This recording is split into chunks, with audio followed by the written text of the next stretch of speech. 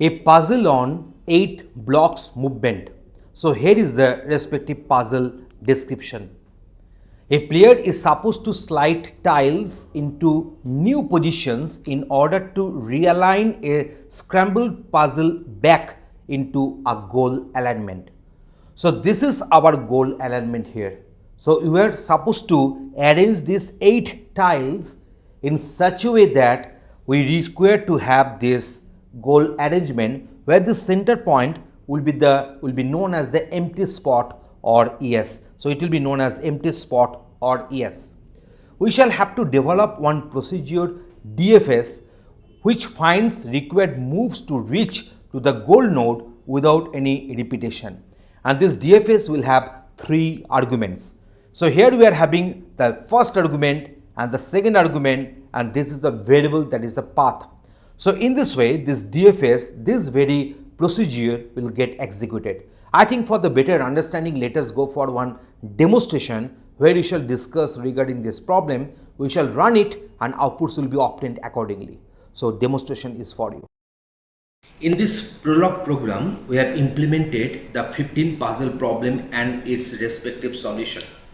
So we know that here we will be having 15 blocks and one empty spot.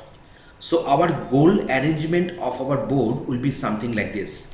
We are expecting that the empty spot will be at the middle and then other blocks will have the positions like this.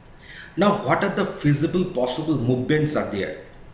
If the empty spot is in the top row, then either it can be at the middle place or it can be at this particular place.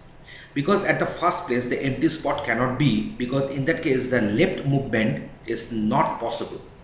So that's why we are going for a board position, this that is a source board position, and this is our goal or target board position.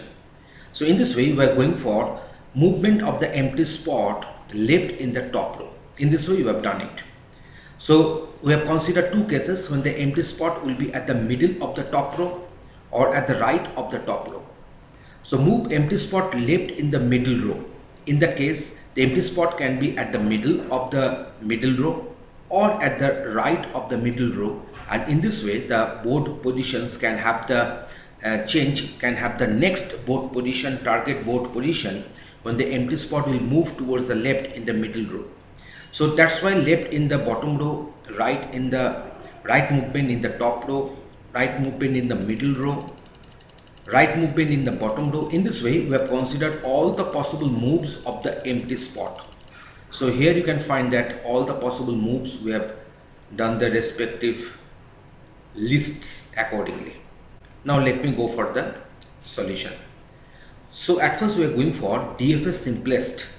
So in this case what is happening, you see, this is our source board position or the source list, and it will be the target list. The same list will be the target if the list is matching with the goal list. Otherwise S will be found as the head, and rest, how to form this rest, that is the tail part of this list, that is move S to S2 and DFS S2, from there will be forming this rest. So DFS simplest has been called here recursively. So in this way DFS simplest is working. That means it will move, it will just make the current board position as the first argument and all the board position intermediate while going to get our goal board position in the second list. Okay. Now let me execute one query on this DFS simplest. So here is the query. We are going to execute this one. So here we are already compiled our program and the program is ready and it is existing in the memory. So we are executing one code here. So this is the query and we want to execute the query here. So here you see it is producing, we are getting this answer, that is 1 2 3 0 4 5 6 7 8. That means it was in the first column of the middle row, the empty spot was there and it has reached to the goal node accordingly. Okay, so my DFS simplest is working fine, but the main difficulty in the DFS simplest is that it hasn't kept any trace that the target board position is already traversed or not. You see, if there is a cycle, if the target port position is already traversed by this algorithm earlier, by the other instances earlier, then it will form a looping. It cannot give us the ultimate result because each and every time it will reach to a target state of the board which has been traversed already. So as a result of that, if you go for a complicated board position like this, here this empty spot is at the bottom, then in that case, if I execute this query here, you can find that it is not giving us the answer because it will form an infinite loop, and you can find that this GNU prologue has stopped working here. So it has stopped working. So if I close this one, so this window is getting closed. So that's why we are going for another version of this DFS simplest. So here it has been labeled as DFS.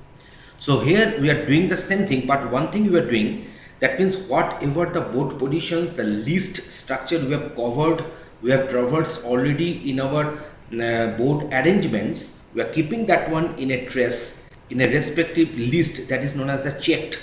And if this target board position is not a member, so it denotes not, is not a member of this checked list, then we shall go for this DFS S2, and this S2 is also getting prepended to the checked list. So it will prohibit our board positions to come which has been traversed earlier. So now if I execute this query on this, so here also the program has been compiled and it is found okay. So I'm getting this answer perfectly okay. And here also, if I just write here length of this path, and I'm keeping this one in n, so it is giving me that how many transitions I had to make to reach to my goal node. So it is telling that only one transition we are requiring. So that's why this DFS is better than the DFS simplest, because it is keeping a trace of those board arrangements, those lists which we have got on our way to reach to the source board position to the target board position.